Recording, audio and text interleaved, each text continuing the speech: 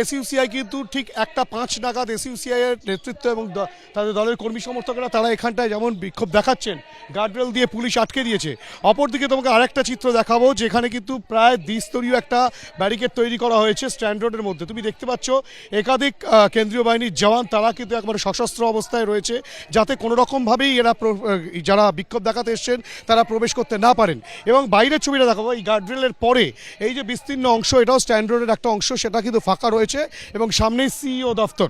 এবং এই সিইও দফতরের সামনেও তোমাকে চিত্রটা দেখাবো, দেখতে পাচ্ছ যে একাধিক গার্ডরেল দিয়ে ব্যারিকেড তৈরি করা হয়েছে, প্রচুর সংখ্যক পুলিশ রয়েছে এবং দিকে দিকে বিভিন্ন জায়গায় পুলিশ ছড়িয়ে ছিটিয়ে রয়েছে।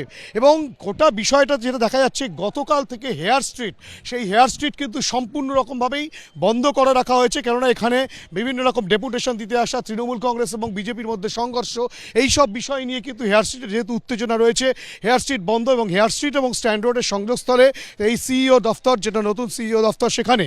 এবং এক্ষেত্রে সেই স্ট্যান্ড রোড দিয়ে যানবাহন চলাচল করছিল, সেই যানবাহন চলাচল কিন্তু কার্যত এখন স্তব্ধ হয়ে গিয়েছে। তোমাকে যে চিত্রটা দেখাবো, সামনে এসইউসিআই কর্মী সমর্থকেরা, এসইউসিআই নেতৃত্ব তারা ডেপুটেশন দিতে এসেছেন। এবং তার পাশাপাশি মানুষের ভোগান্তির জায়গাটা তোমাকে দেখাবো, যে স্ট্যান্ড রোডে কিন্তু একাধিক গাড়ি ঠিক এভাবেই লাইন দিয়ে দাঁড়িয়ে রয়েছে।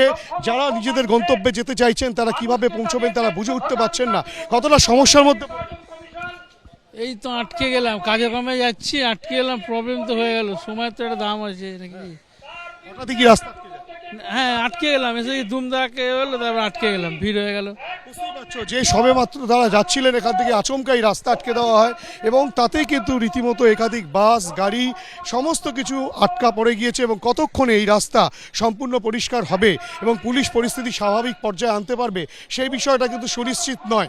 কার্যত বলে রাখি, সিইও দপ্তরের সামনে এই যে গণ্ডগোল গতকাল বেলা 2টো থেকে একের পর এক হয়ে চলেছে, তাতে কিন্তু সাধারণ মানুষজন তারা ভোগান্তির শিকার হচ্ছেন। কেননা গতকাল দুপুর 2টো নাগাদ থেকে 1:30টা থেকেই কিন্তু রীতিমতো হেয়ার স্ট্রিট পুরোপুরি বন্ধ করে দেওয়া হয়েছিল।